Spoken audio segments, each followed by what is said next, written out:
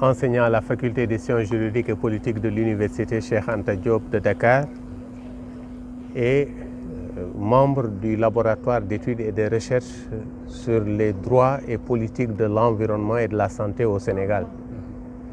Et l'activité que nous faisons consiste au lancement d'un ouvrage qui est consacré au contentieux de l'environnement au Sénégal. Et c'est un travail que nous faisons en rapport avec le hub de Dakar de Natural Justice.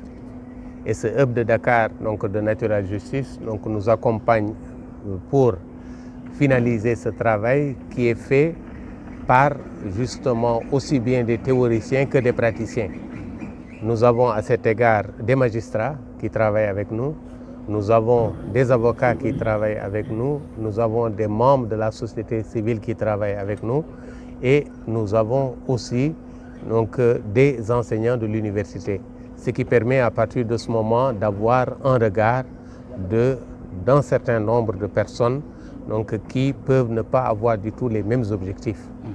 Parce que la discipline sur laquelle nous mettons l'accent, c'est le droit de l'environnement. Et par rapport au droit de l'environnement, il y a beaucoup de spécificités. Et l'une des spécificités du droit de l'environnement, justement, c'est que quand on parle de droit de l'environnement, on insiste sur le fait que c'est une discipline avec une dimension scientifique très importante.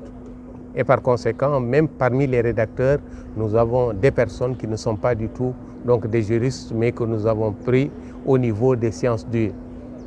Le droit de l'environnement aussi, et c'est ce qui caractérise le contentieux de l'environnement, c'est qu'on se rend compte aussi qu'il y a parfois certains aspects politiques sur lesquels il faut insister. Parce que nous avons des investisseurs qu'on ne veut pas chasser, et de l'autre côté, nous avons aussi des populations qui ont un certain nombre de droits qui ont été consacrés progressivement par les textes. Nous avons la Constitution qui garantit le droit à un environnement sain. Mais à côté de cette Constitution qui garantit le droit à un environnement sain, il est aussi important à ce que l'on mette en place un certain nombre de projets industriels. Et ces projets peuvent malheureusement, dans un certain nombre de cas, s'ils ne sont pas bien menés, ne pas prendre en compte les droits environnementaux et sociaux des populations. Et c'est ce qui nous a permis justement de réfléchir sur cette problématique pendant un certain nombre de mois et l'ouvrage, en principe, nous l'aurons d'ici la fin de l'année. Très bien. Alors, quels sont les résultats attendus de cette conclave?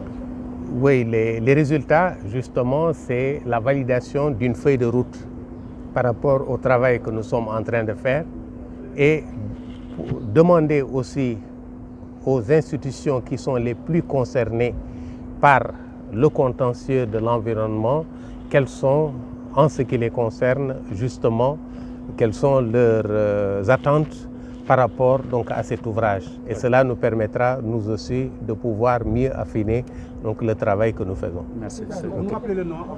C'est Moustapha Ngaïdo.